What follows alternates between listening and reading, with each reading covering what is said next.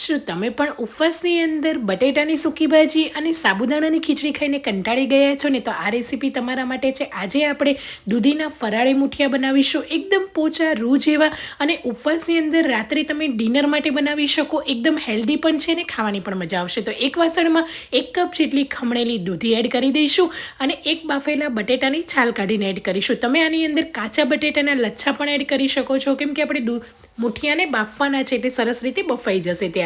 પણ મેં આ રીતે બટેટા બાફેલા લીધા છે. આ રીતે બાફેલા બટેટાથી એકદમ પોચા રૂ જેવા મુઠિયા બનશે. સ્વાદ પ્રમાણે મીઠું એડ કરીશું, અડધી ચમચી જેટલો હળદર પાવડર અને 1/4 ચમચી જેટલો અહીંયા મરી પાવડર લીધો છે.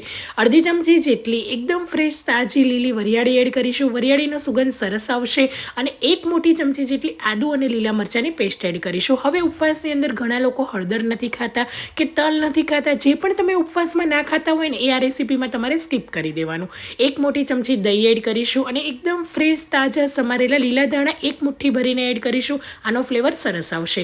હવે એને બાઇન્ડિંગ આપવા માટે મેં અહીંયા રાજગરાનો એકદમ ઝીણો લોટ લીધો છે. રાજગરાનો 2 ટાઈપનો લોટ આવે છે, દાણેદાર અને એકદમ ફાઇન. તો આ રીતે જે ફાઇન લોટ આવે છે ને, ઝીણો લોટ, એ લેવાનો છે આપણે. તો 1 કપ ભરીને લોટ એડ કરી લઈશું અને 2 ચમચી જેટલું તેલ એડ કરીશું. હવે ઉપવાસમાં તમે તેલની જગ્યાએ ઘી પણ એડ કરી શકો છો. એનાથી પણ સરસ એવું ટેસ્ટ આવશે અને સરસ મોણ માટે પણ ચાલશે. તો આ રીતે 2 ચમચી જેટલું મેં તેલ એડ કર્યું છે.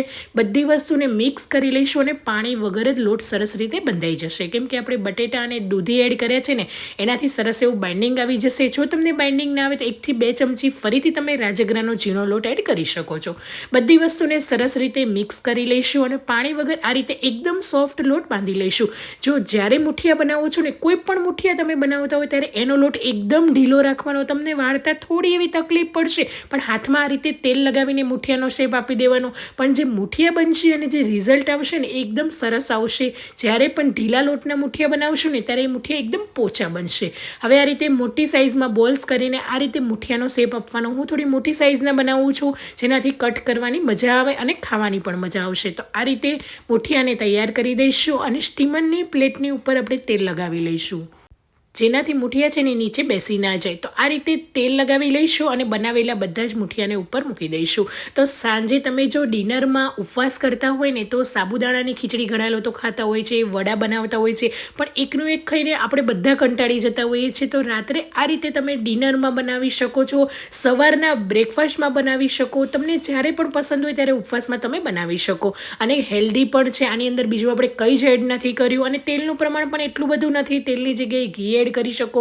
તો બસ આ રીતે સ્ટીમરનું ઢાંકણ બંધ કરીને 20 થી 25 મિનિટ સુધી સ્ટીમ થવા દઈશું. તો એકદમ સરસ રીતે કૂક થઈ જશે અને ઠંડા થયા પછી આ રીતે મીડિયમ સાઇઝમાં કટ કરી લેવાના.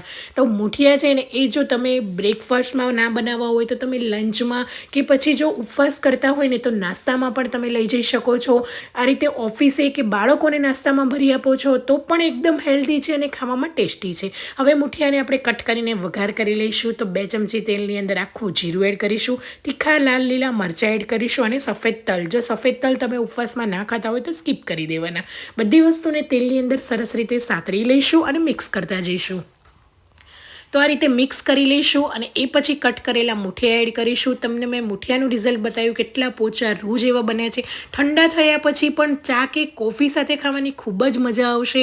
જો ઉપવાસની અંદર ક્યારેય ના બનાવ્યા હોય ને, તો આજે મહાશિવરાત્રિ છે, જરૂરથી એક વખત સાંજે બનાવીને ટ્રાય કરજો અને પછી મને કમેન્ટ બોક્સમાં જણાવજો કે કેવી આજની તમને રેસીપી લાગી. બસ ઉપરથી આ રીતે લીલા ધાણા એડ કરીને સરસ રીતે મિક્સ કરી લેવાના. તો એકદમ ચટપટા, કંઈક અલગ ઉપવાસમાં જરૂરથી એકવાર આ રીતે બનાવજો અને ગરમા ગરમ જ મુઠિયાને ચા કે કોફી સાથે સર્વ કરીશું. તમે એમને પણ એન્જોય કરી શકો. તો કેવી લાગી આજની ફરાળી મુઠિયાની રેસીપી કમેન્ટ કરો. જય શ્રી કૃષ્ણ, આવજો.